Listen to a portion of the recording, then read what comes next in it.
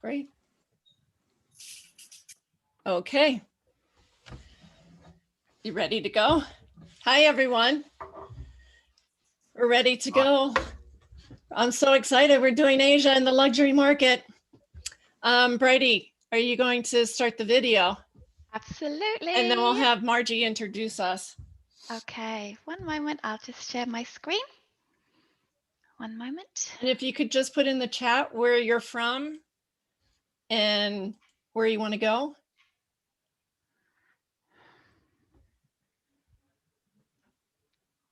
Do you see? No, hang on. It's okay.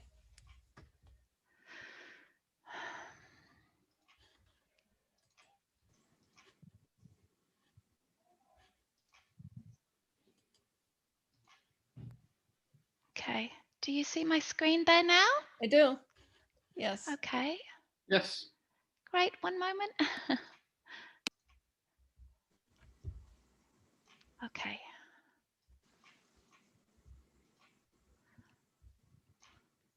And if everybody could just mute when they come in, that would be great. All right. Okay, we'll get started.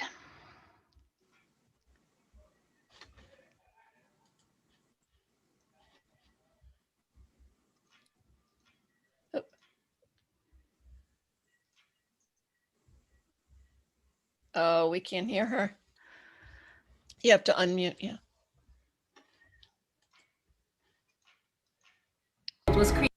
There you go.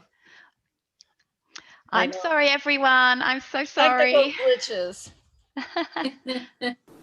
Welcome to the 2021 Traveling in a New Vegan World. My name is Margie Jordan and I'll be your host for this event. Now, Traveling in a Vegan World was created by an amazing group of travel advisors and bloggers who wanted to showcase the best of the world to you and do it while traveling vegan. Grab your passports because over the next few days, we're going to visit some of our favorite destinations, including Europe, the UK, Asia, Canada, Central America, and the USA. We're going to be talking about the national parks, we're talking about cruises, and we're going to help you pick the right all-inclusive for your next vacay. It's going to be an incredible journey as we get you excited about traveling, enjoying the delicious vegan cuisine, and making an impact in local communities. Welcome, everyone. This is day 5. Have you been with us for the entire event? I hope you have. We've had a wonderful time showcasing the world to you. So tonight, guess what? You're going to journey through Asia tonight and learn a little bit about vegan outreach through tourism. And you're going to get a little touch of that luxury side.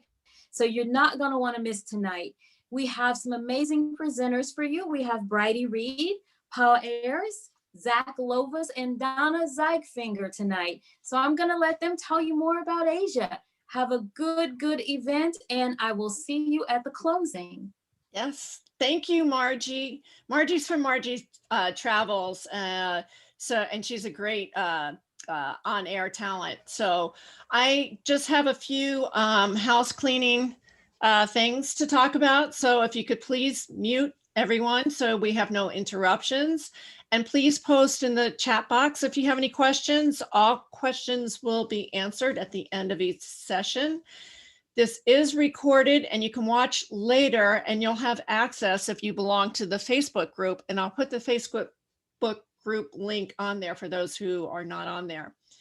And if you're not on Facebook, you can message me or Jason or Jennifer, and we'll send you an invite via the YouTube link. So with that, take it away, Bridie, or who's next? Okay. All right. So welcome, everybody. Thank you so much for joining us today. I'm just going to start by introducing the things that we'll be talking about in today's session. We will have Paul from the famous vegan travel blog Vegan Food Quest. He's going to be talking about his adopted hometown of Siem Reap in Cambodia.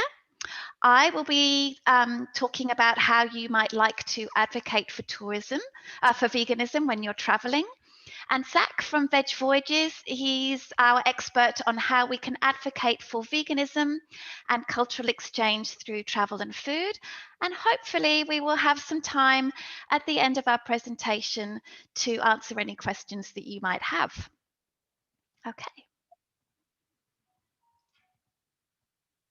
Over to Paul. Thank you, Bridie, and thank you, Donna and Margie, for the introductions. And thanks everyone for joining us today. As Bridie said, I'm Paul Ayres, one half of Vegan Food Quest. We create vegan travel guides and vegan-friendly luxury hotel and resort reviews for Southeast Asia and beyond. Having travelled extensively in Southeast Asia for more than 20 years with my wife, we knew that one day we wanted to call this part of the world home. In January 2014, we turned our wanderlust dreams into reality by leaving England with one-way tickets to Bangkok. Fast forward 7 years, and we now call Siem Reap, Cambodia our home, and have spent these years exploring the region, creating a new life for ourselves and working hard to ensure that Siem Reap grows as a vegan-friendly destination. We're happy cow ambassadors for Siem Reap, which we love. In our opinion, it's the essential app for anyone who loves vegan food and vegan travel as much as we do. Our Vegan Cambodia Facebook group has proved to be very informative and an interactive platform for residents and travellers alike, so much so that we also created a Vegan Vietnam group as it's our neighbouring country. Both groups continue to grow in line with the growth of veganism in the region. We've welcomed guests from all over the world to Vegan Villa, our vegan Airbnb in Siem Reap, and we've worked with and supported restaurants and hotels in their own efforts to introduce delicious plant-based food to their menus, offering staff training to F&B teams and menu consultancy where required to strengthen their knowledge of veganism. We've even helped local supermarkets to source and stock an ever-growing array of imported vegan products. In recent years, as vegan travel has grown exponentially, we've collaborated with tour operators and travel agents to ensure that their clients have the perfect vegan holiday, creating itineraries, connecting them with the best vegan-friendly places to stay, and even hosting travelers for one-day city tours in their chosen destinations. So when we were asked to join this series of virtual vegan travel events and offer our insights into vegan travel and how our outreach work with travelers, hotels and restaurants has helped the scene develop, we jumped at the opportunity. Next slide, please. Yes, Siem Reap is our home. We love it here. I'm sure many of you will know that the incredible temples of Angkor are located here, which rightly so are a bucket list destination for travellers from around the globe. The iconic view over the water of the temples at sunrise has been captured countless times. One of our tips is to visit at sunset also, when the sky, clouds and temples create stunning reflections in the water. In Cambodia, we've remarkably avoided any serious COVID outbreak. We're one of the few countries in the world that have registered 0 deaths, and the running total as of now is around 400. The borders were effectively closed early in March 2020, and to this day, very strict entry measures remain in place involving multiple tests and government-assigned mandatory quarantine for all. Despite the limited health impacts, as a tourist town, or primarily as a tourist town, Siem Reap has suffered economically more than you can ever imagine. With limited government support and no other viable industries, businesses have closed and people have lost their jobs. Many people are desperate and some are even starving. A number of our favourite hotels, including Treeline Urban Resort, who we mention later because of their delicious vegan food, have worked hard to fundraise and support those most in need during these times, with an ongoing initiative called Hotels Joining Hands. It's been positive and refreshing to see the tourist industry, who are suffering themselves, still continue to help others. Next slide, please. For those of you lucky enough to be some of the first tourists to visit Siem Reap post-COVID, you can expect the unique opportunity to visit the simply remarkable Angkor Wat and other equally as impressive temples in the region without the crowds. The general consensus is it will take a number of years before the arrivals reach those that we were experiencing pre-COVID. We've been blessed to have them on our doorstep during the whole period, and spending our time exploring the temples and the surrounding jungle is something we will never get bored of. It was still possible to be amazed by the temples, even with the huge crowds. You just needed a creative itinerary and a knowledgeable guide to find sanctuary amongst the chaos. Simply visiting midweek and or off-season makes a big difference. One of my co-hosts, Bridie, previously led tour groups to Siem Reap and Angkor Wat, so I'm sure she can attest to the huge crowds and trying to avoid them. Yeah, I totally can. I was tour leading through Cambodia nearly 20 years ago, maybe 18 years or so ago or so. And it was just incredible, particularly at sunrise, just how busy it was, and trying to get photos without lots of people in it was sometimes rather frustrating. So yeah, if you are able to go when it's not so busy, I think it would definitely be a good thing. Thanks, Bridie. In addition to the temples, Siem Reap has so much more to offer, and our friends at Grasshopper Adventures and Far Circus created a short video last year called Stay for Siem Reap, which they've shared with us so we can share with you. Far Circus is a social enterprise that has continued to promote and champion the arts in Cambodia throughout the COVID crisis. Just to clarify, there are no animals at this circus, just highly skilled human beings who've mastered their art. Anyone visiting Siem Reap should include a show at this highly entertaining and socially responsible circus. And you can now even enjoy a vegan meal at their cafe pre-show. Grasshopper Adventures are considered to be the leading mountain bike tour company in the region, and we've joined their tours in many other countries in addition to Cambodia. They'll guide you on an adventure where you will explore, enjoy, and be amazed by your chosen location. And don't worry, they will ensure that local and delicious plant-based food is plentiful. Paul, can I interrupt for just a second? I want to say, if anybody's Far Circus, I introduced Paul to Craig, the management there, and he goes like, "What do you go like every week now?" We're going again this weekend, and that will be 3 weeks on the trot since they reopened. They were recently closed for the second time due to enforced government closures, so because of COVID. So we're supporting however we can. I have seen this show because it came to Washington, D.C., and I will tell you, it's fabulous. Like, if you don't do anything else in Cambodia, you have to do this show. It's amazing. And one of the actors, one of the performers, is now with Cirque du Soleil. So. Yeah, which was an amazing transition for someone who came up through Far to then be performing on, well, possibly the most famous circus in the world. So right. Yeah, it's fantastic news that was. Thank you. Yeah, thanks, Donna. Where was I? During these unusual times when multi-destination travel might not be as simple, we feel that tourists will want to visit one location and stay for longer, exploring locally and digging deeper into the culture and surrounding environment. This was mentioned by Gretchen from Vegan Travel Club in a previous session, and it's something we wholly agree with. Therefore, we believe it's the perfect time to extend your Siem Reap trip, and we hope this video shows you some of the wonderful experiences you can expect to enjoy. Come for Angkor Wat, stay for Siem Reap. Please play the video.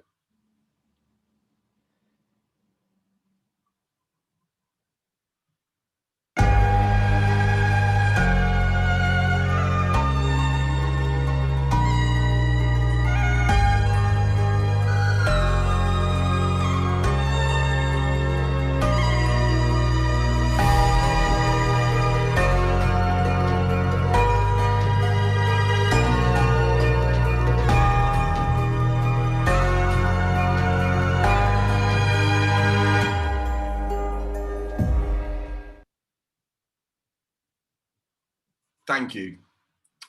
Yeah, as you will have guessed, the aim of the beautiful video was to educate tourists and travelers so they're aware that Siem Reap has so much more to offer in addition to the temples. However, we feel that there was something missing, and that is to tell everyone that they should also stay in Siem Reap for the vegan food. From accidentally vegan street food in the local markets to multi-course vegan fine dining in award-winning restaurants and luxury hotels, there really is something for everyone. But so many options make it tough to choose our favorites. So what we've done today is create a short film, our own sequel to Stay for Siem Reap, that will highlight 3 talented local Cambodian chefs who are creating plant-based food that will certainly put a smile on your face as it does ours on a regular basis.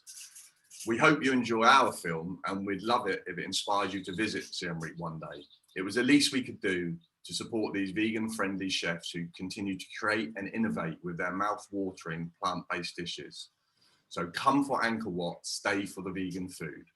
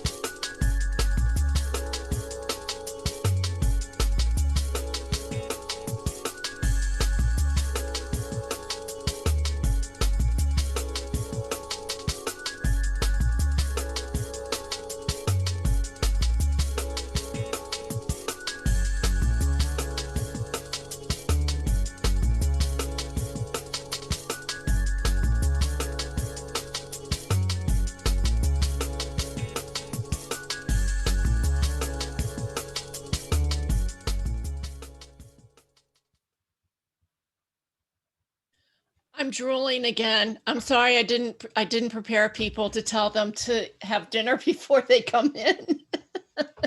I'm super hungry, and that's made me even more hungry. It's only just gone 7 a.m. here, and preparing for this, I've not had any breakfast yet, just a cup of mint tea. So yeah, I'm starving.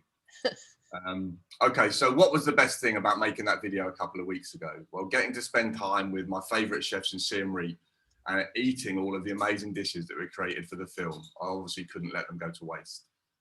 Chef Shantria is the executive chef at Hock Noodle Bar, which is the flagship restaurant at Treeline Urban Resort.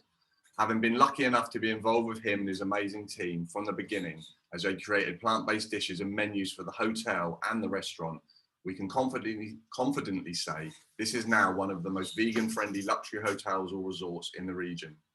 Our film shows dishes including bangers and hash from the vegan breakfast menu, which we seriously can't get enough of, and these delightful nom croc, which you can see in the picture now. You can find nom croc all over the region. They're called canon croc in Thailand, but you will struggle to find such a refined version of this Southeast Asian street food staple. Chef Pola is the owner of Ban Lai, which is an all-veggie restaurant serving vegan versions of local favourites. Also dishes including his take on vegan fish and chips using locally grown banana flour. The restaurant is in a converted Khmer wooden house and set within its very own organic vegetable garden, which is a huge passion for Chef Pola. Whilst chatting with him during filming at Ban Lai, he said, "Vegetables offer endless opportunities for cooking and creating, which we just loved from a chef who has grown up in a country that traditionally sees vegetables as a side dish." He even undertakes his very own vegan outreach. Just a couple of weeks ago, he had a restaurant full of local teenagers enjoying his food, whilst he spoke to them about just how exciting, healthy and beneficial a plant-based diet can be. They loved his food, which is no surprise, and were full of questions, which certainly bodes well for the future. Dishes featured in the movie included his mushroom lok lak, which is every bit as flavour-packed as the Khmer classic meat-centric version, according to our Khmer friends. And pictured is this healthy and nutritious bowl of nom ban chok, which is rice noodles with mixed vegetables in a curry soup, topped with herbs and edible flowers from the garden. And last but by no means least, Chef Sehar is the owner of Jomno, where diners can choose from a variety of vegan dishes that are thoughtfully created and beautifully plated. He continues to add to and amend the plant-based items on his menu in an effort to serve delicious vegan food to his customers. In our opinion, Chef Seha is succeeding on many levels. We love his street food styled eatery in the shadows of Wat Damnak and support him however we can. You can see his innovative take on a sausage roll in our film, which is delicately diced and seasoned vegetables wrapped in a green leaf to replace the pastry. The photo you can see now is of taro cakes and tofu cubes in a light curry sauce, which tastes divine. Our continued vegan outreach in Siem Reap with hotels, restaurants, chefs, travelers, and even supermarkets is something that we love and feel passionate about. We really want to share that with you, so make sure to join the closing session tomorrow, where you can win an excellent prize package we've put together. This includes a 2-night stay at the super vegan friendly luxury resort Treeline, a vegan meal from Chef Chantria at Hock, and tickets to attend the excellent Fire Circus. Next slide, please. Final slide, actually. Thank you. In addition, for any of you planning a trip to Siem Reap or Cambodia, please feel free to reach out and we'll help however we can. Every little bit that we can all do to limit the consumption of animal-based ingredients is positive for animals, humans, and the planet alike, which makes it all worthwhile. We know that Bridie shares the same passion, and after a chance meeting a few years back in Singapore, we've stayed in touch, discussing multiple collaborations and projects until now, when we are happy to be co-hosting this session with her.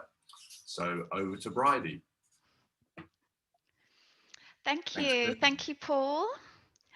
Hi everyone. I'm Bridie, and I started working in tourism as a tour leader in Southeast Asia nearly 20 years ago. I started tour leading in Southeast Asia, and that led to a 5-year tour leading stint on 3 different continents. I met my partner, Seb, in Morocco, and we settled down in Vietnam. Since then, we've lived in Thailand, Indonesia, back in Thailand before moving to Canada last year. 3 years ago, we decided to put our love of traveling, showing people around, and veganism to create World Vegan Travel, a luxury group tour company for vegans and vegan curious who want to explore the world in style. So far, we've run trips in Thailand, Vietnam, Rwanda, which is an interesting destination, and France, with lots more on the cards. So I want to talk a little bit today about how you might like to do some vegan outreach as you are traveling. Of course, it's entirely up to you how much outreach you want to do when you are traveling. If you do a lot of activism at home, for example, you might really want a break from that.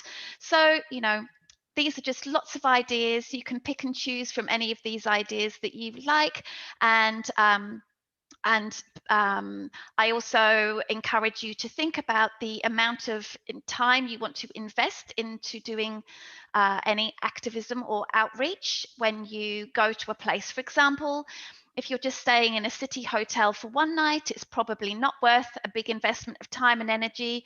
But if you're doing a 1-week river cruise through Europe, for example, then it might be more worth the effort. So as someone who has taken groups of up to 27 people to Rwanda, a country that doesn't have yet a single completely vegan restaurant, and I've worked with these hotels, restaurants, and local operators, these are the things that I do when taking groups. And I should add that I often do many or all of these things when I just do my own personal travel as well. So before the trip, before I'm going to arrive there, I always make sure that I send an email to the accommodation provider or the tour provider or a special restaurant. And I always send a very friendly message to the contact email address. I like to reach out to the food and beverage manager or the general manager, if at all possible, or at least get their name. I explain what vegan is and why we do it. Sometimes I'll link a little presentation or something that just shows in a non-graphic way what veganism is about. Then I will tell them just how excited it excited I am to come to stay there. I'll also share my observations of the food so far and any easy substitutions they can make.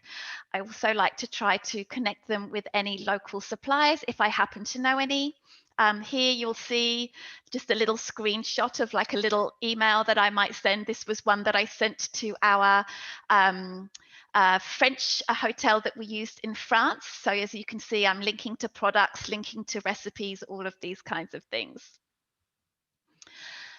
Okay, so during the trip, when I arrive at the hotel or at the start of the tour, I let them know who I am. And I name drop the person that I've been communicating with. I say things like, oh, I've been speaking with this person. I would love to meet them quickly and say hi. People who work in hospitalities, they really love to be hospitable. Really, they do. And they love to talk with people and they want to work with you and they want to provide a good service. So I recommend trying to find that person and having a quick chat. Also, during my stay, I let them know whether it's going really well or if it's not. I love to send photos or videos to my contact person and let them know the names of staff that have done a super job. This really goes a long way if you're going to give some suggestions for improvements. Consider making a few really fun posts on social media highlighting any efforts they've made. Someone in marketing will definitely notice.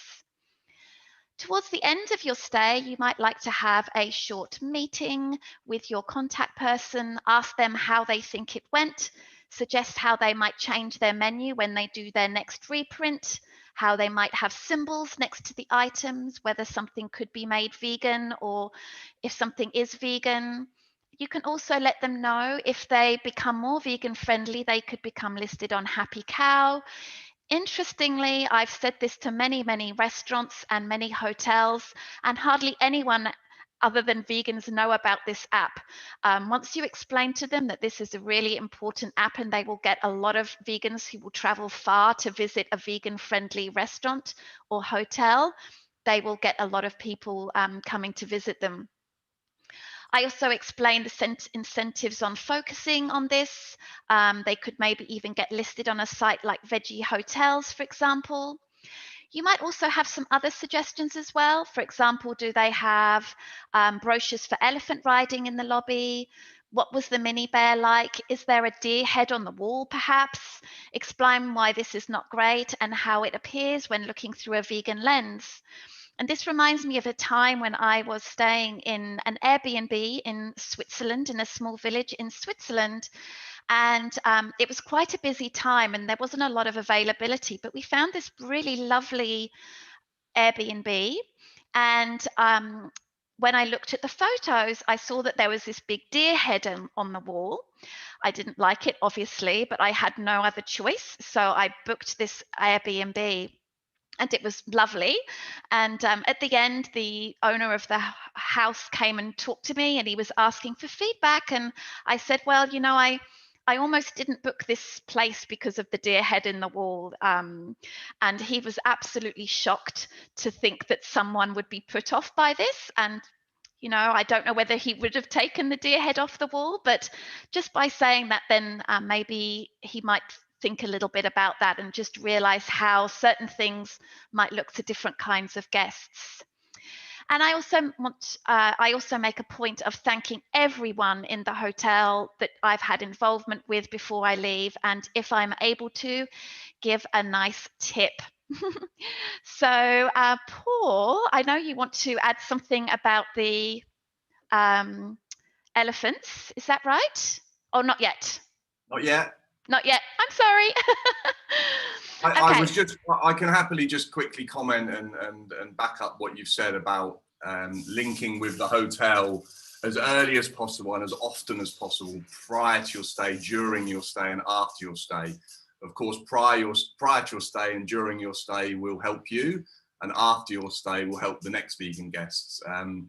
We haven't led tours to as many hotels and regions as you, but we've worked with and reviewed probably around 200 luxury hotels and resorts in the region, and stayed at many others. And all of the time, it's about making that personal connection, which, yes, the initial email helps, but as you said, once you get there, get to meet the F&B manager, get to meet the executive chef, get to meet someone who, like you say, works in hospitality and is excited about their job and working in, you know, one of the finest hotels in the region. They're going to look after you. You know, we've had some excellent meals even when they've not been expecting us. So yes, it's all about communication, both prior, during and after. And I wanted to jump in quickly and just say, if you're working with a travel agent will do that for you. They will connect with the hotel. They'll make sure to do that before, during, and after, and are always there to support you too. So don't feel like you have to do it on your own. You can have somebody who's advocating for you on your behalf. Yeah, that's so true. There are many ways to approach them, but it's just absolutely essential that you do. So whether it's through your tour company or your travel agent or personally, or even if you're planning to stay at any of the hotels that I've mentioned or mentioned on my website, you know, reach out to me personally and I'll happily do my best to put you in touch with the right person so they listen to you and know that you're coming. It's what it's all about, because it makes it easier for the next guests also. Thank you. So after your visit, it's a really great idea, if you have the time and the inclination, to consider following up with your contact person. After our trips that we run, I'll often reach out to the restaurants or the hotels and just ask them for feedback on how their experience was. So these were a couple of the bits of feedback that we got from Flute Restaurant in Rwanda, in Kigali in Rwanda, and also the Marriott Hotel in Kigali. It's really great as well if you can write accurate but helpful reviews on all of the platforms, Facebook reviews, TripAdvisor, and so on. GMs of hotels check these reviews very carefully, whether we like them or not. And in this day and age, we know that reviews are vital, and low ratings can mean less business. They really take them very seriously. So if you are traveling with a group of three people, if you can get everybody to write a review, if they don't want to, you can write a review and they can just copy it and paste it into the review as well. That will be really helpful. So this next slide was a short interview. It's just a segment of a conversation that I had, and Colleen and I had, after working with Vanessa. Vanessa is the GM of a hotel that we've spent 3 trips there in total, 3 one-week trips, and we have most of our meals here. And this is a hotel in deep Alsace, where it is not particularly vegan friendly outside of the big cities, and they really stepped up to the challenge. I've just got a little segment of the video, but I think you will notice that she has a really great attitude, and she really appreciates the opportunity to try something different. Yeah. Can I ask one more question? Yeah. How do you think this will continue to influence you as you move forward?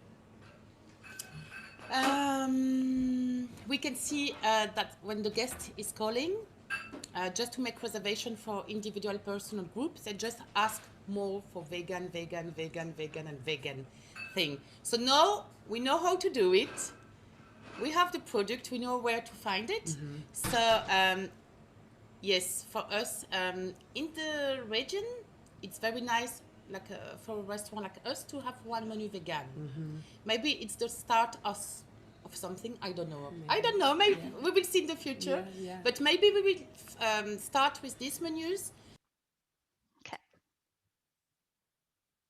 So this is in France, a very unvegan friendly country outside of the big cities, and her team just really stepped up to the challenge. Okay, so moving on to helping animals or people, I wanted to talk a little bit about how you might do this.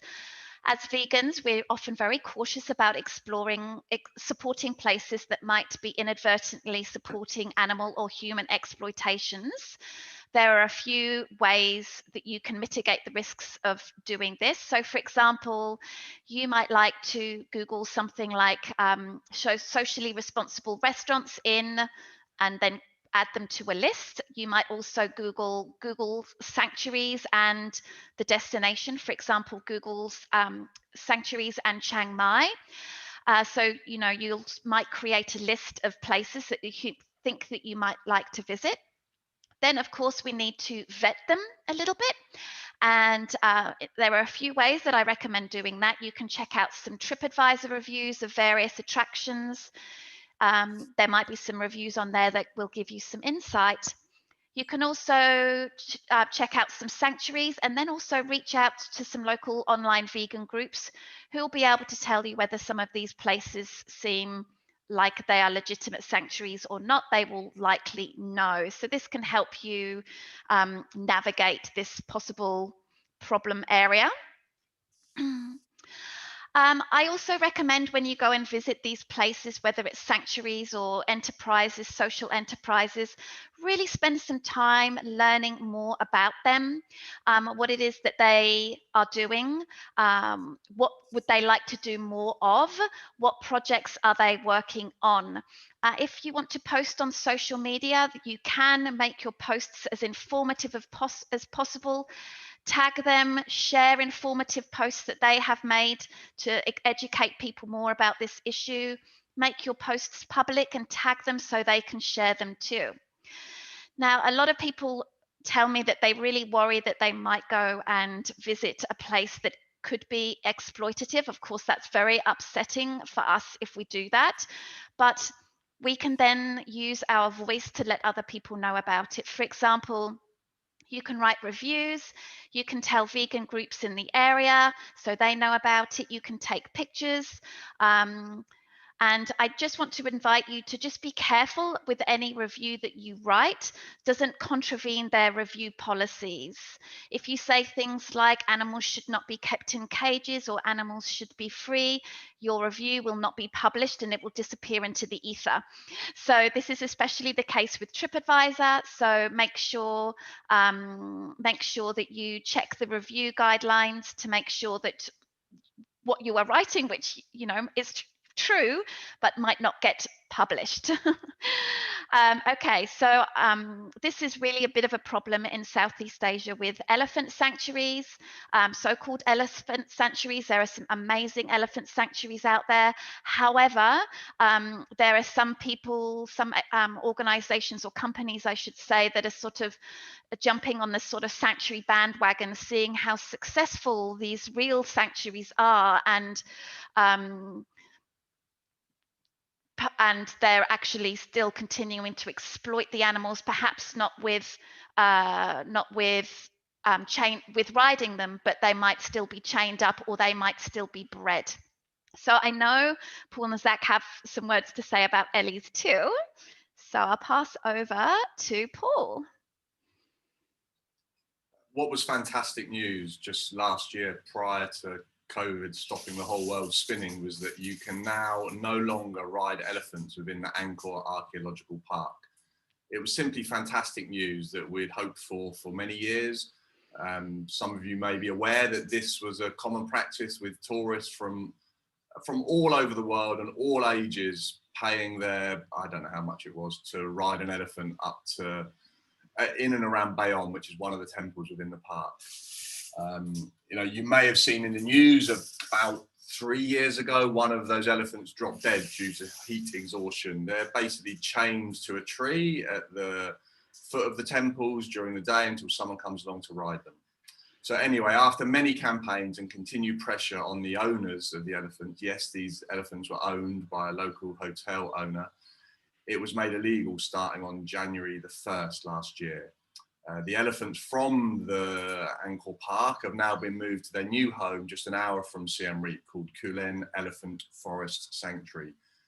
Due to COVID and the restrictions that have been in place, we've not had the chance to visit, so we cannot offer any first-hand information. And as Bridie said, we just need to be really careful and do our due diligence when visiting any sanctuary, because a lot of countries, well, let's just speak about Cambodia, there's very little restriction to me buying elephants and opening a sanctuary with no idea of how to look after them and make sure that they're in a non-exploitative environment. But safe to say that this is a far better life for the elephants at Kulen Elephant Forest Sanctuary than being chained to a tree at Bayonne Temple waiting for the next tourist to pay. Elephants always make good stories, and none more so than the story of Kavan, who was assigned the rather sad title of the world's loneliest elephant just a couple of months ago, due to living a solitary life in a Pakistan zoo.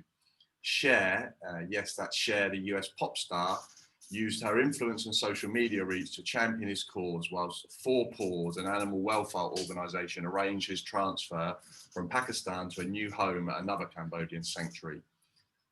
If you didn't see the bizarre sight of a Russian cargo plane touching down at Siem Reap Airport a few months ago, and bear in mind this is at a time when probably 1 or 2 planes a week land at Siem Reap Airport due to no tourism, it's worth Googling for more information about this heartwarming story.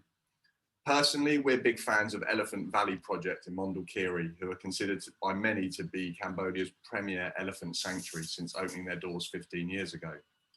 With the motto of let them roam free, it is a wonderful place to visit and an excellent organisation to support. They've got various short and long-term volunteer programs, and from what we can see, are transparent in their mission and ethical in their actions. For Christmas this year, we sponsored an elephant for our niece, which seemed far more worthwhile than the usual gifts that we would buy for her.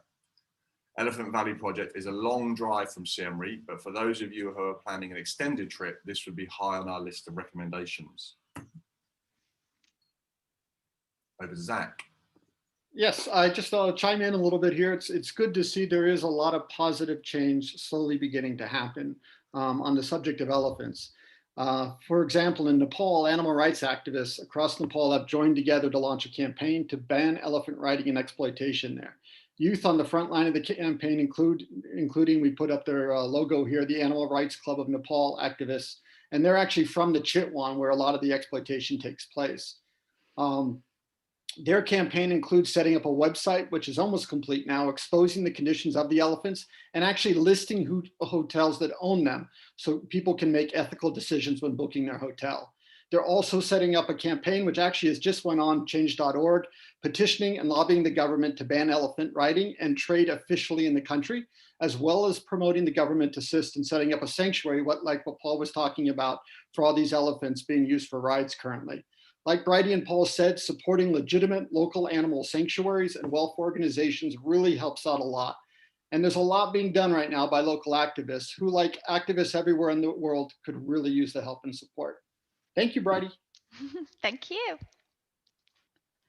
Okay, so after your trip, there's a really amazing thing that you can do is as you're reflecting and thinking about your trip, and you might start thinking about possibly there are some ways that you could give back to the place that you have spent some time. You can maybe raise some money or perhaps use your skills to help these organizations. And I'm really excited to welcome Sandy to talk about this little project, well, not so little actually, that she undertook after visiting Rwanda. So Sandy, would you like to unmute yourself and could you tell us a little bit about this lovely project you did? Sure. So thanks for letting me share this. When I was with Bridie and the group, and we in Rwanda, and we visited Akagera National Park and got to go on a safari, we got a behind-the-scenes tour of their the dogs that they use for poaching. They're their anti-poaching canine unit. And this is the picture I took. I was very sad when I saw that their bed was a wooden platform, as you can see in the picture there. And very disturbed by it. And I know some people from our group did not even want to go over there to see them because they had ethical reasons about not wanting dogs working. And so that, no matter whether you agree with that or not, dogs deserve a good place to sleep. So it took me a while because that was 1.5 years ago. So I feel terrible. It took me so long. I asked them when I was there if they would allow me to look into sending really great dog beds there. I have worked with Bubba's Beds for Shelter Friends, who give raise money and give beds to shelter dogs, Kuranda beds, which are pretty indestructible. They're great for shelters. They're raised up off the floor. They don't have cushions that can rot and get wet and stinky. They have nice canvas things that just pad the bones of the dog. And they were very receptive. They said, wow, that would be wonderful. Yeah. So, and the guy gave me his card and said, just contact me when you get back home and we'll communicate about that. So it took me a year and a half, unfortunately, but within a month or less, I raised enough money. The shipping is ridiculous. That 15 beds, that's how many they wanted. They have 14 dogs. They did have 15, but we decided to just go ahead and send them 14. They don't think they'll have more dogs than that at Akagera. I asked them if they wanted more beds, and the beds will be shipped out possibly this week. I was just in communication. The time frame is really fun trying to communicate with Rwanda because it takes 2 days pretty much for one email back and forth, but people donated. Also, Bubba's Beds for Shelter Friends let me use them as the organization. So all donations were tax deductible, and during the month of December, they had a grant to double all of the donations. So all I had to raise was $1,800. That actually ended up being more because we found another company that have almost identical beds to Kuranda, except they're easier to assemble, and they donated every bed. So all we're paying is shipping, and then the import taxes we will reimburse Akagera for. So that was pretty exciting. I know it's only 15 dogs or 14 dogs, and it was a lot of money for beds for that many dogs, but you know what? They deserve it. They're hardworking dogs. And if I can just take like 30 seconds, one other thing I posted on there, I went with Zach and Veg Voyages to Thailand. Hi, Zach. Hi, Sandy. And I had been in contact with Soy Dog Foundation, that they are in Phuket, and they are always looking for flight volunteers to bring dogs back to Europe, Canada, and the USA on certain airlines, that if you're a flight ambassador, the dogs are in cargo much shorter time and it costs much less for them to fly back. You don't have to do a thing. They do all paperwork. You get to meet the dogs at the airport if you want. And then their new family is waiting for them at the airport when you get off your plane.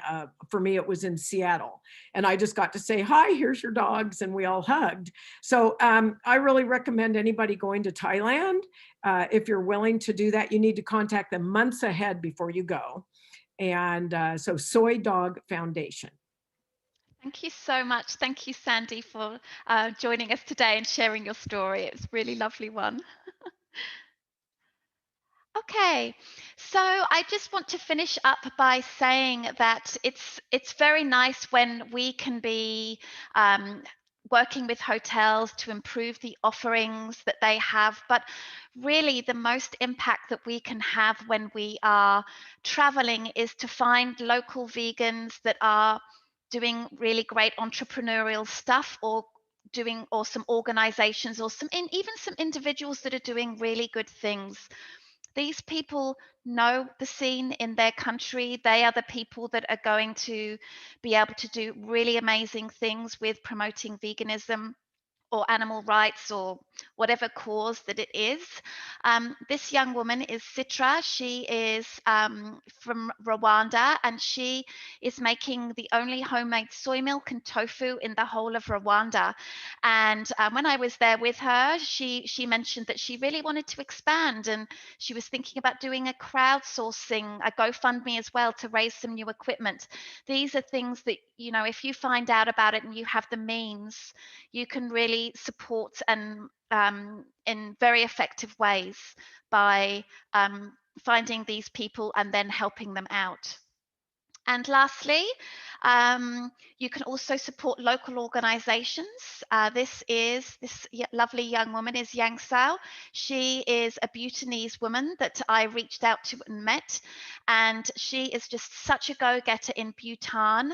She is doing so many things, including being involved with Jangsem Monday, which is like a meatless Monday or Compassion Mondays, as they call it in Cambodia. And these groups, these young people are doing simply amazing things.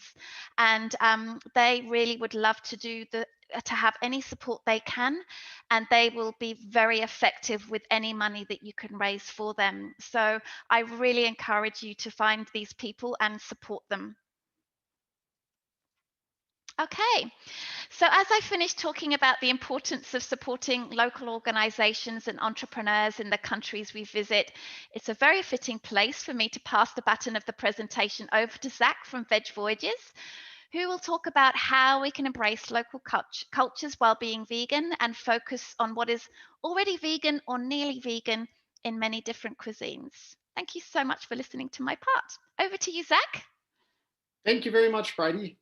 Hi, everyone. Thank you for being here. And thank you, Paul, Donna, Margie, and Jason for all your input in organizing this event. My name is Zach. I'm the co-founder of Veg Voyages Vegan Adventure Tours and the Veg Voyages Foundation. I came to work in India on a film in 1990 and have been living in Asia ever since. My home now is in Jakarta, Indonesia, but I spend most of the year living out of my suitcase, helping coordinate our vegan cultural group tours, programs, and community-based projects in Asia, which I've been very lucky to call home for the last 3 decades. Veg Voyages is made up of a core team of 5 of us. We're close friends from 4 different countries and 4 different faiths who share a mutual love of travel, people, animals, and veganism. We started with 3 trips in India 17 years ago, and we now organize up to 27 vegan cultural adventure tours in 8 different countries in Asia every year. Our trips focus on cultural immersion and local interaction while we eat lots and lots and lots of vegan food along the way. Our primary focus of our trips is to build bridges of understanding between people. We do this by collaborating very closely with local communities to create stories through the journeys that our guests live for 2 weeks, where during their trips with us, the story that we develop with the communities unfolds. And the goal of the story is to try to help people overcome cultural barriers and have a better understanding of each other, the environment, the planet, and our relation and coexistence with each other within it. Basically what we do, it's community-based storytelling meets travel, meets veganism all in one. So the first thing I'll just briefly touch on is the cultural importance of food. I can't say it enough, actually. People often ask us, but before I get into that, I want to just kind of touch on something real quick that has to do with travel and culture. People often ask us, what is the most important thing that they should bring? One of the most important things not to bring when traveling is preconceived notions. We're all guilty of this, no matter where we come from in the world. So that leads us to the most important thing that you should bring when traveling. Right up there with your passport, make sure you bring an open mind and an open heart. There's so much we can all learn from each other, no matter where we come from, if we take the time with an open mind and an open heart to genuinely understand and really listen to each other. We then realize how much we all have in common.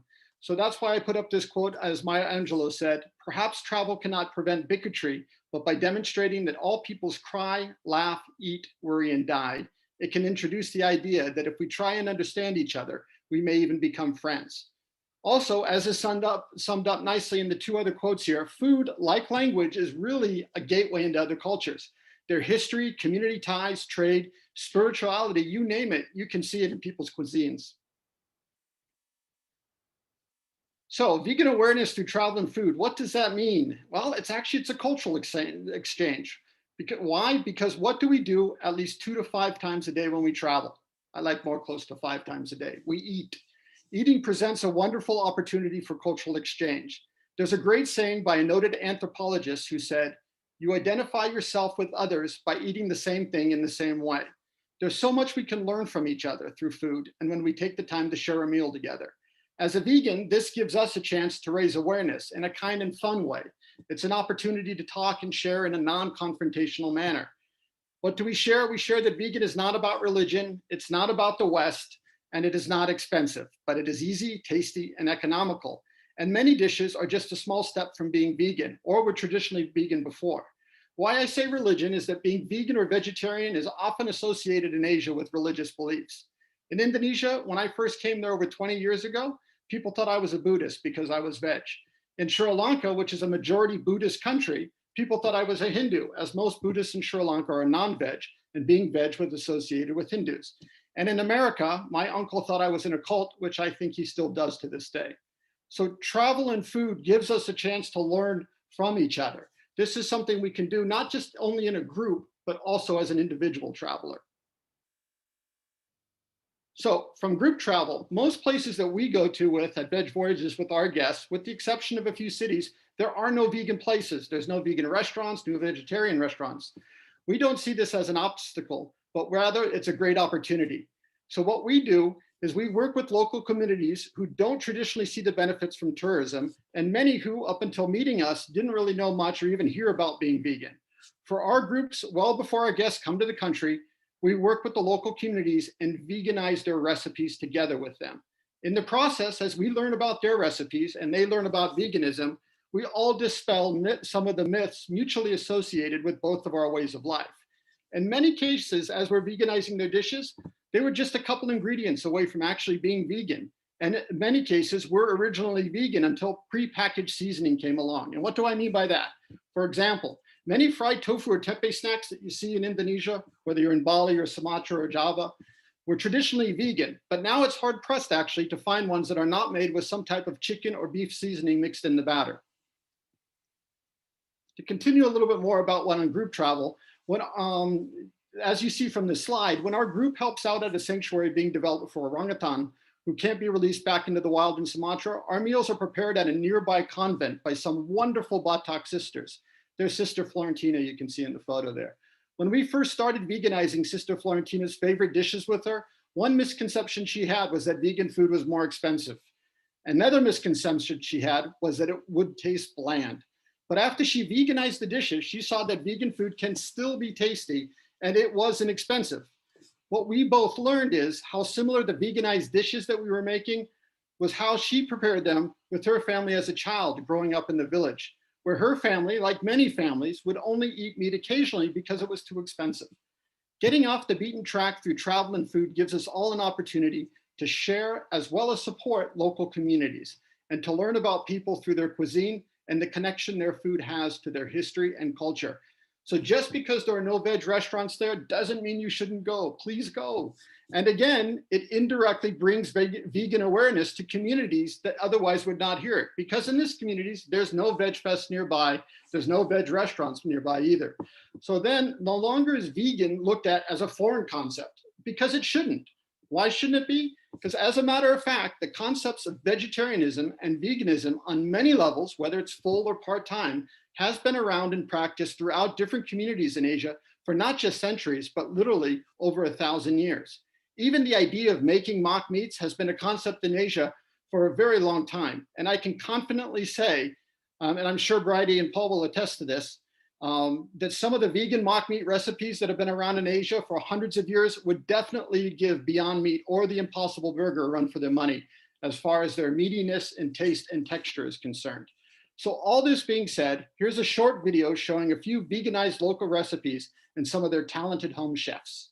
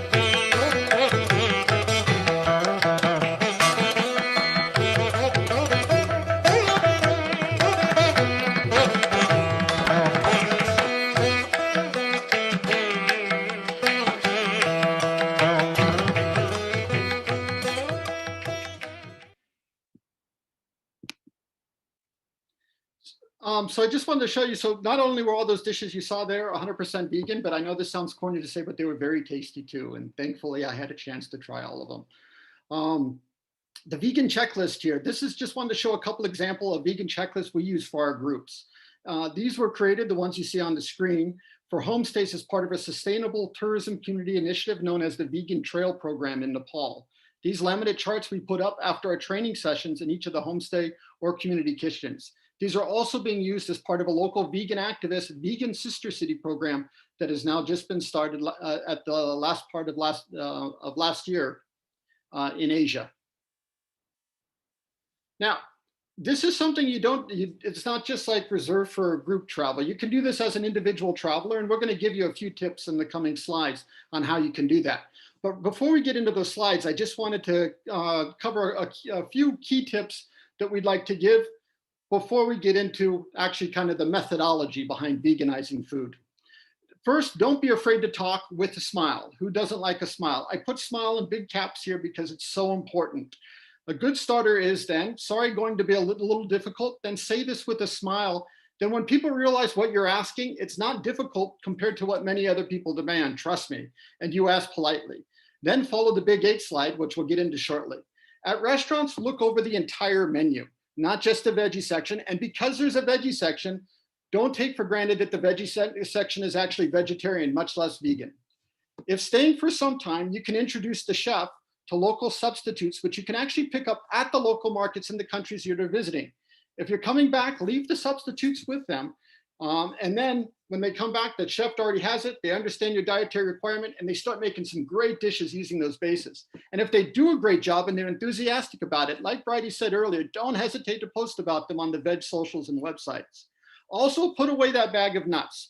There's a lot of great food out there, including local snacks. The video you see down on the right-hand corner here, this is just a small selection of vegan snacks that are available in Thailand.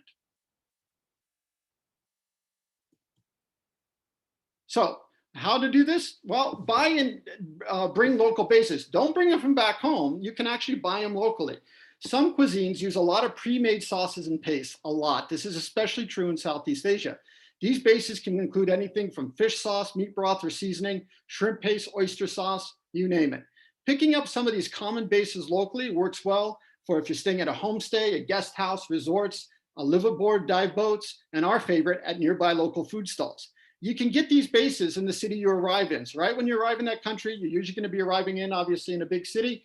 You can go to the supermarkets, local markets, or veg restaurants, which actually in Southeast Asia often act also as veg mini marts.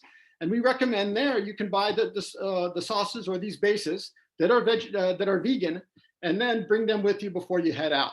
Bringing these bases and giving them to the chef indicates that you're truly vegan also, and not just a person who says they're veg and then orders fish. Some of these key bases include veg oyster sauce, which is usually made from mushrooms, veg broth seasoning, light soy sauce, which is a great substitute for fish sauce. They have some fish sauce, vegan fish sauce out there that's made. A couple companies in Vietnam make it, as well as a company in Thailand, but some of these vegan fish sauces smell more like fish sauce than actually fish sauce does. So a light soy sauce is a great substitute. Veg curry paste, most curry pastes in Thailand are not veg, and soy milk. But when it comes to soy milk, check the label to make sure it's vegan, as many are not. Right, Paul?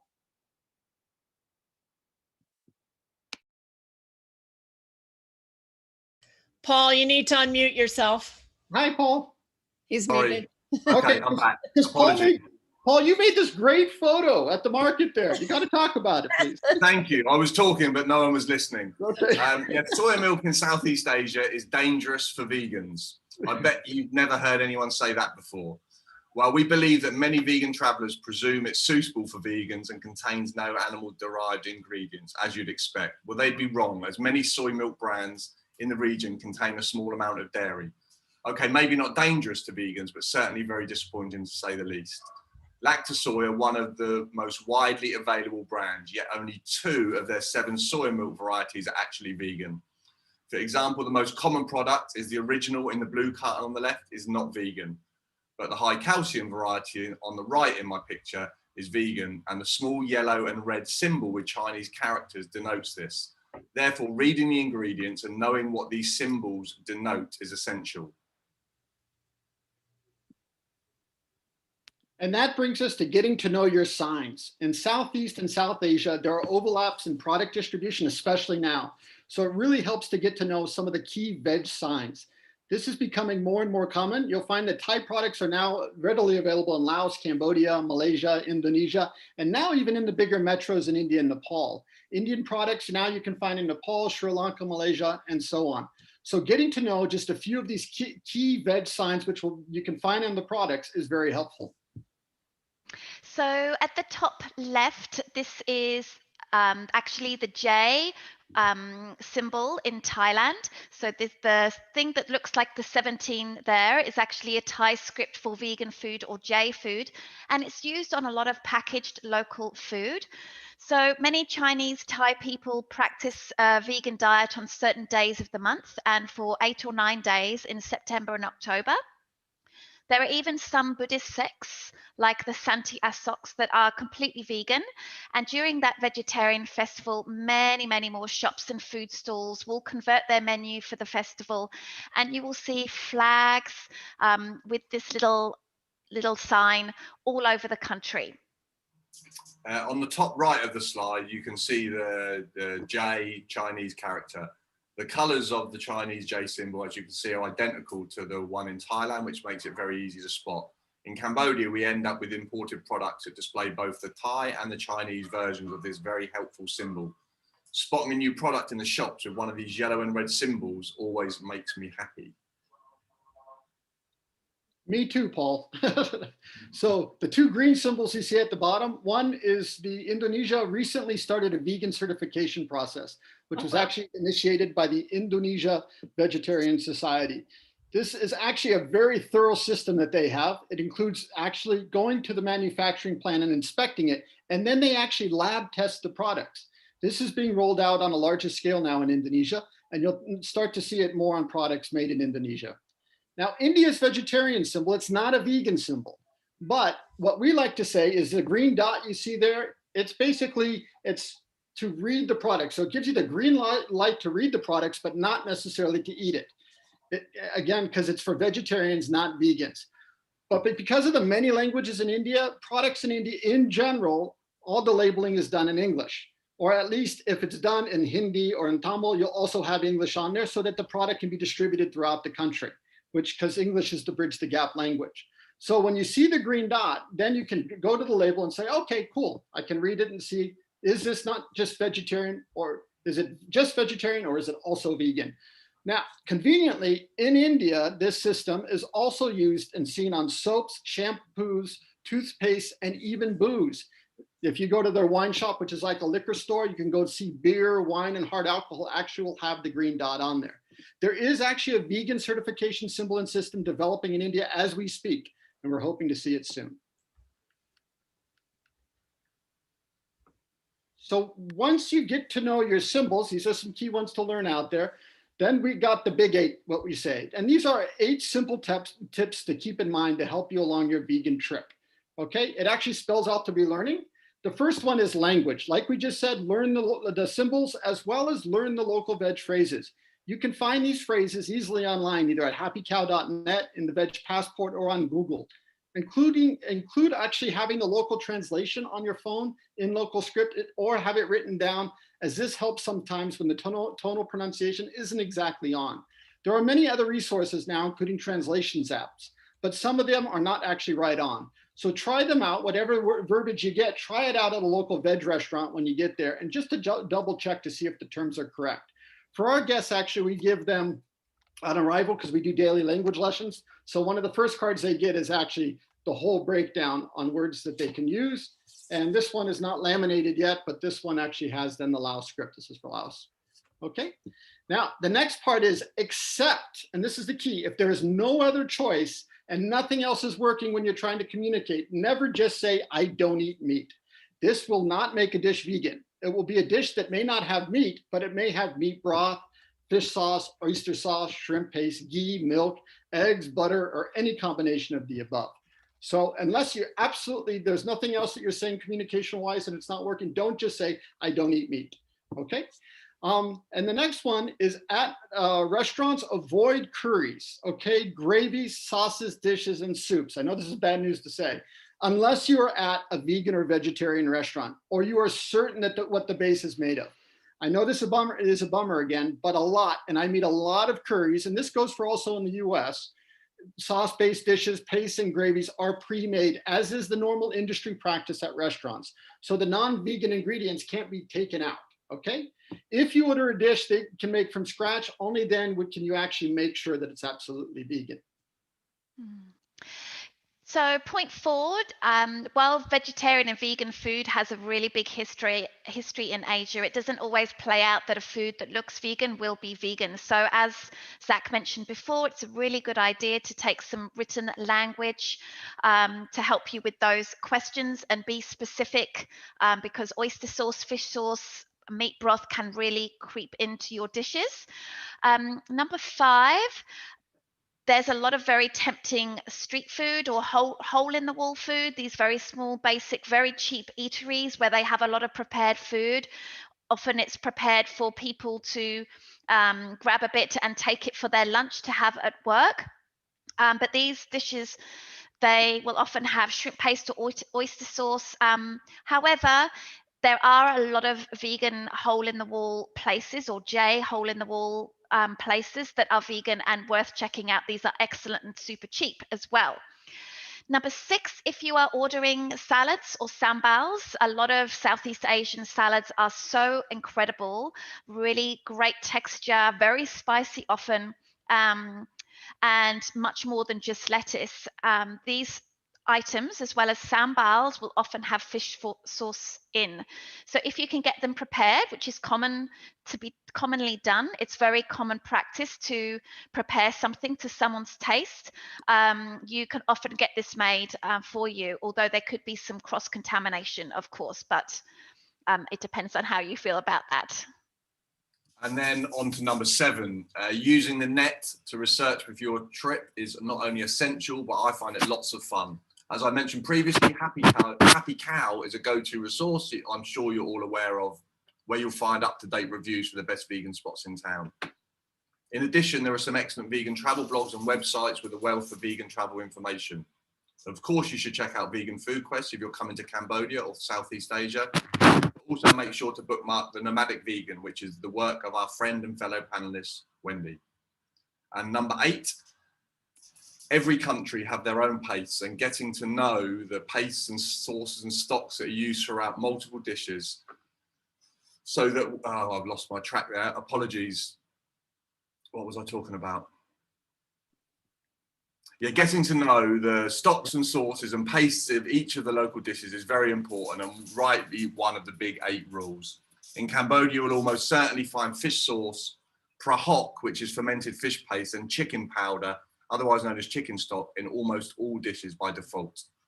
Put it this way, if you order a vegetable curry, as Zach said, it will almost certainly not be vegan unless you are somewhere that is catering for veggies and vegans, or you're able to explain your request for no animal-derived ingredients.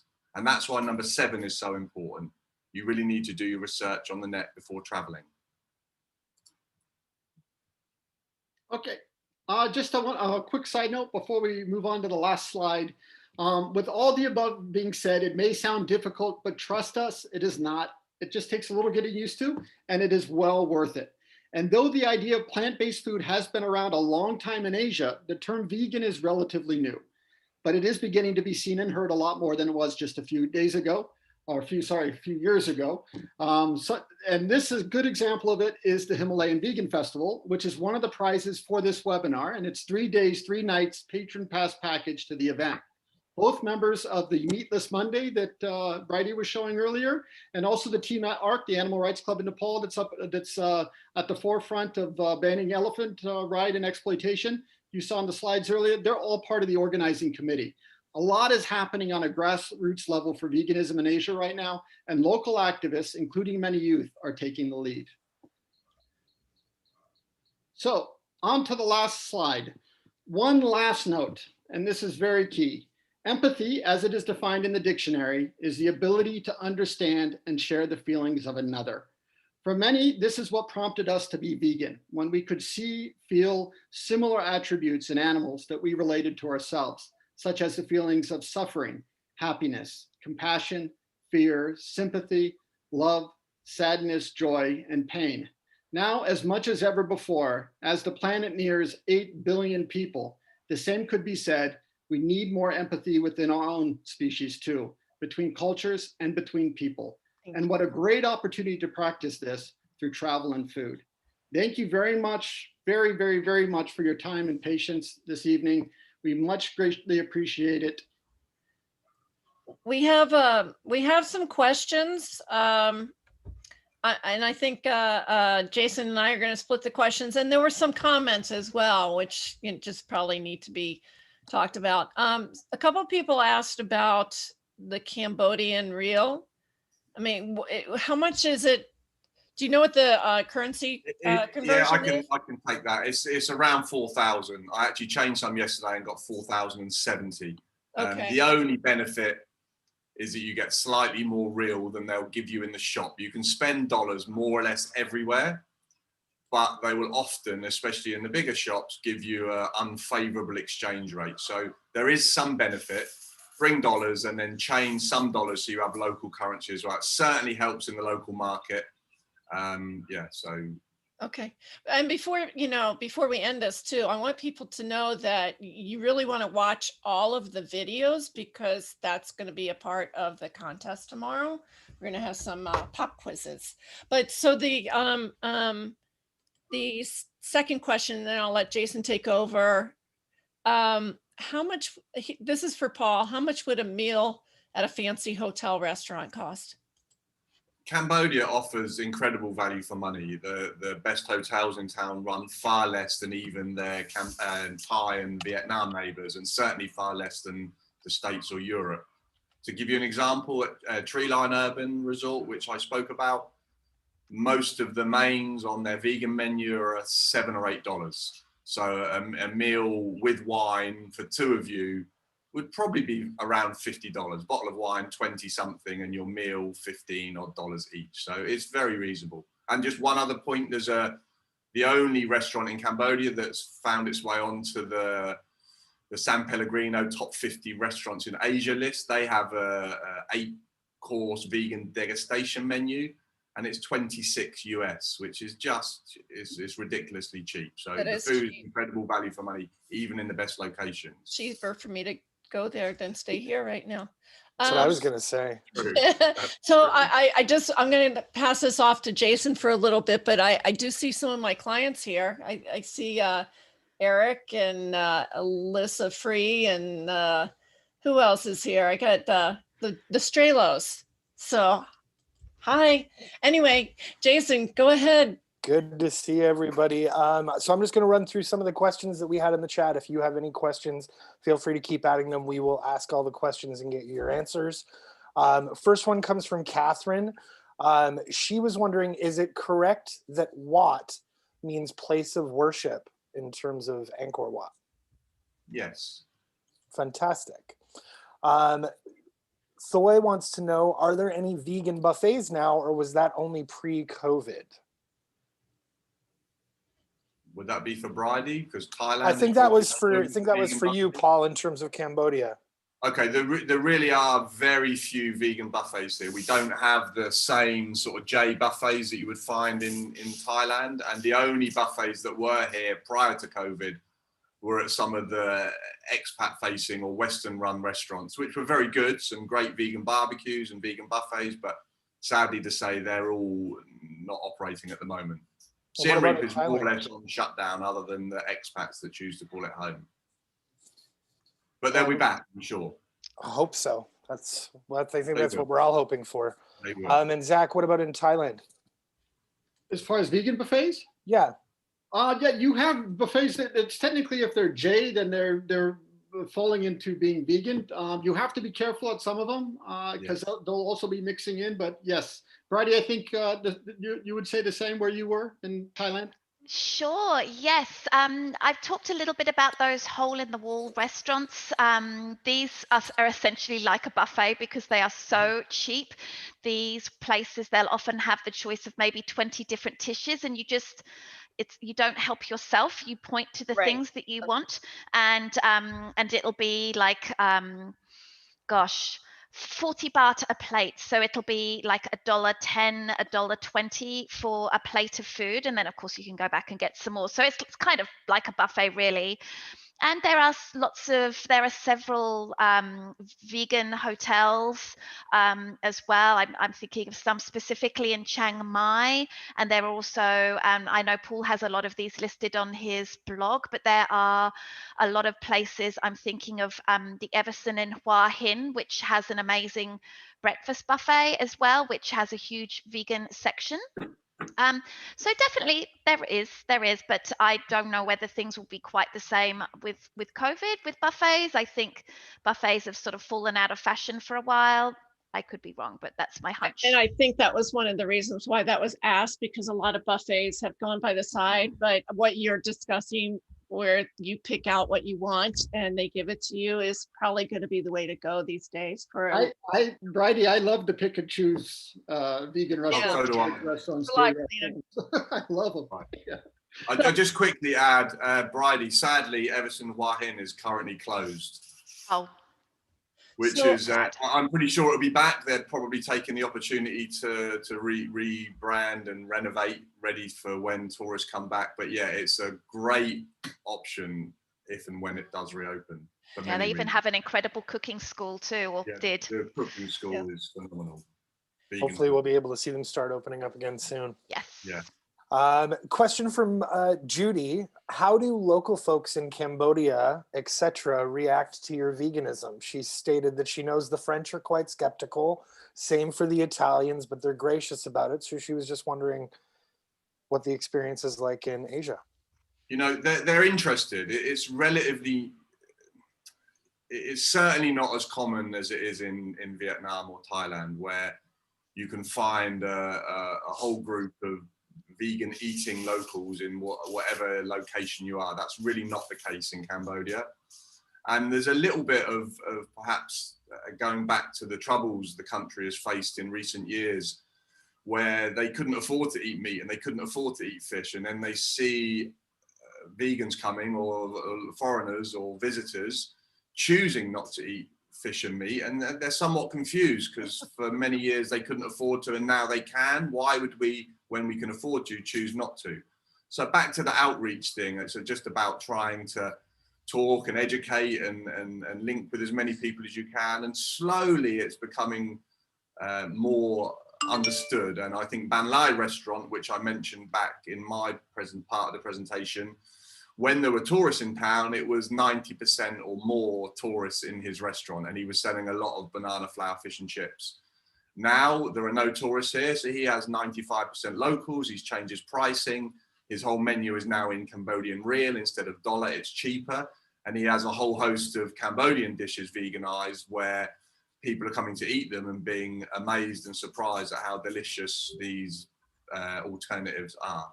So slowly, but it's certainly moving in the right direction. Great. And Can I add to that a little bit? Yeah, sure, of course. Sure. Yeah.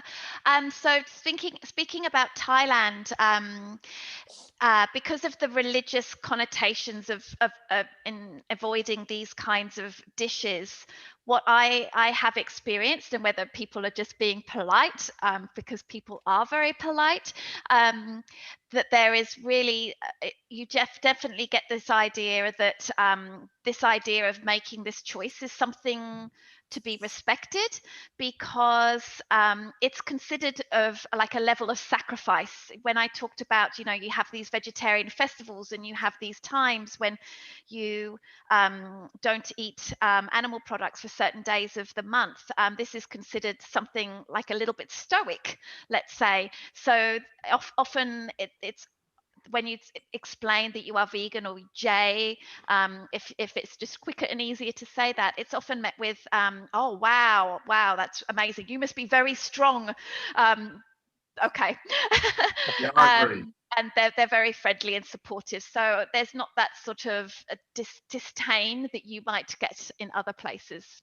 Yeah, I completely agree. Yeah, I found that in Thailand as well. I find that all the time in Thailand, and also as well as even when I first came to India, the idea that, okay, veganism is not a big thing in India yet, But even the idea that something that you're in the realm of being vegetarian is looked on with respect, rather than where I grew up in Southern California, where back then it was not. So again, I was a member of a cult. I'm sure a lot of us out there Oh, can no. relate to that. No way. I was going to add that Penelope has stated that she was told when she was in Thailand to ask for what the monks eat instead of asking for vegan food. Is that something you've encountered yourselves? Who'd like to answer that? I'm happy to. You answer and I'll chime in after. Yeah, so when monks go around collecting the offerings in the morning, every single monk goes out around sunrise, and they do like they follow a certain pathway, and then local people who want to make merit, they'll be waiting outside, and they will give a bag of food or something to put in the alms dishes, and then they'll continue to walk on. Maybe they'll do a blessing of some sort, and then when they've done their walk around, they have their neighborhood that they go around every day. They'll go back and they'll have, I think, 2 meals before noon. But the food that they are not given is actually vegan. Many monks in Thailand, there's this idea that they should accept and eat whatever is put in their alms bowl. So for this reason, I would be very surprised if there are many monks who are consistently vegan as well. And often the monks, they are often just doing 2 or 3 weeks in the monastery. They're not necessarily long-termers as well. Like, they're not spending their entire life there. Every single Thai young man must go into the monastery for a short period of time. So yeah, it doesn't really make sense to me that they would always be eating vegan food. What do you think? I completely agree with you. I wouldn't say monk food. I've heard some people say that. And even actually the Thai definition of monk food could also include dairy. And actually most Thai monks are not vegetarians, much less vegan. There's not a strong vegetarian push or emphasis in Theravada Buddhism, which is the form of Buddhism that's practiced in Thailand.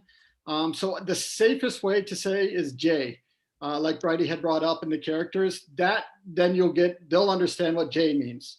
But not to say to eat what monks eat, and not to get into the long story behind where the word J came from, but it's not connected with Theravada Buddhism or Buddhism on that level. And Theravada Buddhism especially.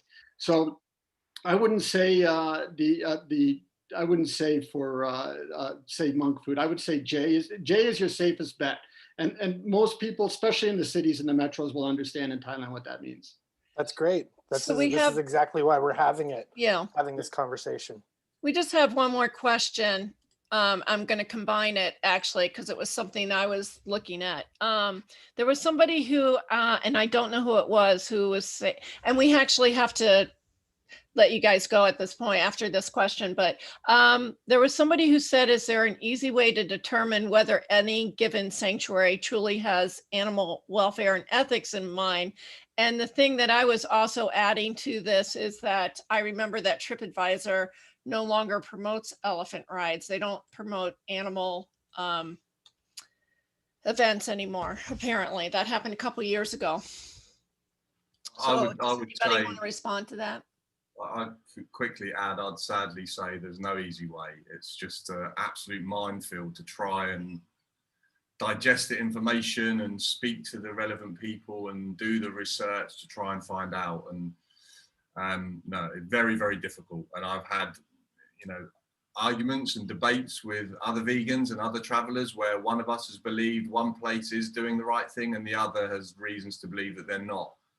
I could name some, and some of the very well-known sanctuaries in the region have huge detractors who feel that they're financially motivated as opposed to protecting the species or saving the animals. Yet there are others that go along and believe that they're doing the right thing. So sadly, it's very, very difficult. I can't offer any advice as to where to find that information. Right. I've done some Just research. all I can speak is from my own personal experience. Right. And even that, when I talk about earlier Elephant Valley project, that was based on a 3-day research prior to, and then a 3-day visit, and speaking to the owners and operators and trying to understand. I cannot guarantee. We can't guarantee it. It just, yeah. I mean, I only know of one, I think in Thailand that I know of is supposedly a good, yeah. And that's what, you know, us travel agents are here for, to help you decipher all of that as well. The ethical travel agents anyway, and tour operators. I did want to add, Donna, that we had lots and lots of great comments about Veg Voyages, about World Vegan Travel, saying they've had wonderful experiences. Yes. I don't know how many of those people you paid for those great comments, but they were rolling in each and every minute of the presentation. Yes. Also had Sandy shared some links for Soy Dog. Just wanted to let everybody know that after this presentation, everybody who registered will get an email with some links. You'll get the recording. We're going to share all these resources so that you can see how you can help organizations that are doing good and can stay in contact with us after the event. Absolutely. Thank you, everyone. This was great. This was very helpful. And we'll see you tomorrow not tomorrow morning, Thursday morning. So hopefully 9 a.m. Eastern time. What's that? 9 a.m. Eastern time. 9 a.m. Eastern time. Be sure to check up on the rest of the videos if you haven't seen them, because there will be questions coming from there. Thank you, everyone. Have a great night. Thank you. Thank you. Thank you.